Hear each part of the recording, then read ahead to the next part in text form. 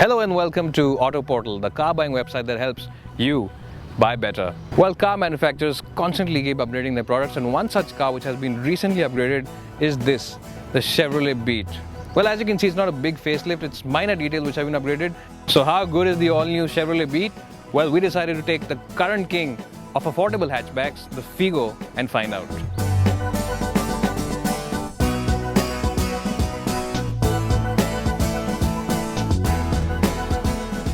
Well, we all know that the Beat really looks nice and funky from the outside, but as with any Autoportal review, we'll have to talk about practicality.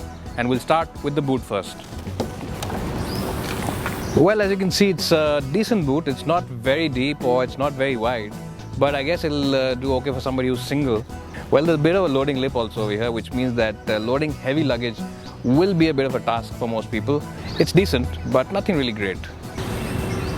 Well, as you can see, I'm now in the back seat of the Beat, and I've adjusted the front seat according to my height, which is 5'10". Legroom is just about adequate.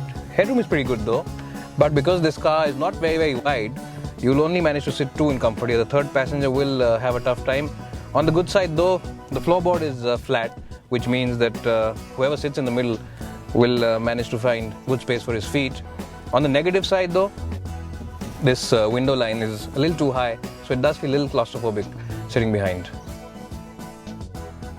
Well, getting inside the Beat is a real breeze, and it's a nice cabin. The seats are really high set, so you get a nice view of the road ahead. It's a very nice place to be. The quality is very good. A lot of places to keep your knickknacks in. There's one shelf over here, cup holders over here, there's a little tray over here as well to keep your sunglasses in, bottle holders in the door bins as well. Really nice place. Of course, this gauge can split opinion because tries to mimic a bike gauge actually, analog and digital mix. Big change now, of course, is that you get stereo controls on the steering.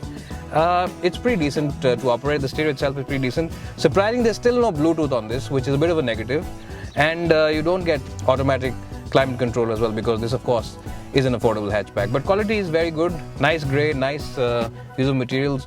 Overall, a decent place to be in the front seats.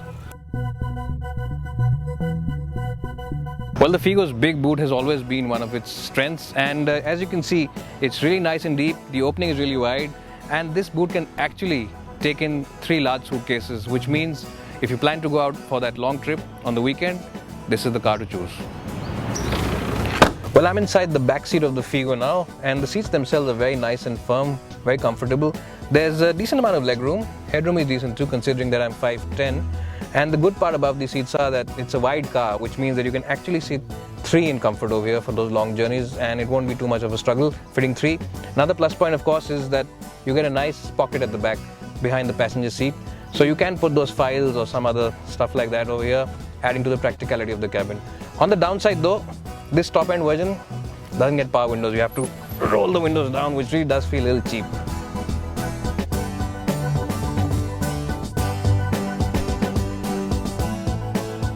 Well, I'm inside the Figo's front seats now, and as you can see, it's a much lower car than the Chevrolet Beat is. Well, all the plastics are really nicely put together, the AC vents, everything looks nice. It's a little dark, this cabin, and well, the gauges, they look a little old and outdated now, but Ford also added steering mounted stereo controls, but they're very useless because when you're turning around driving in traffic, you really can't operate them because they're placed here behind the steering wheel.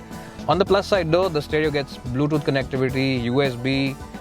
The AC also is very effective. It's probably one of the best ACs on any small car in India. There's also a lot of practical elements which Ford have put in, and a lot of thoughtful features like this boot opening switch which is here, adds to the practicality. On the downside though, the bonnet release is placed on the left side. So if you are going to that mall or going to a hotel and they ask you to open the bonnet, and if you're all alone, you'll have to do this to open it. It does look a little ungainly, doesn't it? Well, we're inside the 1-litre Beat diesel. This is the smallest diesel engine on a car in India. It's a 3-cylinder unit, but refinement levels are pretty good. It's pretty silent inside. You don't really get to hear too much of the diesel clatter coming into the cabin. And inside the city, it's pretty responsive. It's got about 58 bhp of power. Well, in terms of the ride and handling, the steering wheel is pretty decent in terms of feedback. It's nothing great because it's a very soft suspension. It does tend to roll around a bit when you push it into corners, and when you're on the highway, it doesn't have the same confidence-inspiring ride quality that the Figo offers. But that said, it does the job pretty well. It's a very stress-free commute, as I just said, in the city. It's a pretty decent gearbox. It's not as slick as the Figo or some of its other rivals, but it'll do the job. It's light enough for town travel.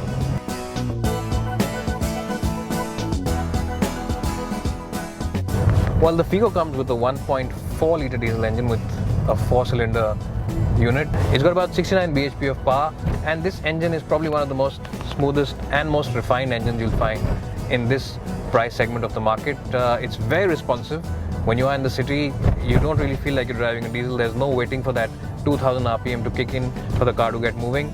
And really, this makes driving the car in the city a very, very easy job. If you take it out on the highway, it can do 3-digit speeds without any fuss. You really do feel that confidence-inspiring suspension on this car when you take it out on the highway, and that really is the difference between the Beat and the Figo. The steering is really responsive. It's one of the most responsive steerings that you will find in the market, and it really does communicate with the driver like no other steering in this price band. One of the best cars for refinement if you're a keen driver and you like going out on that long highway trip.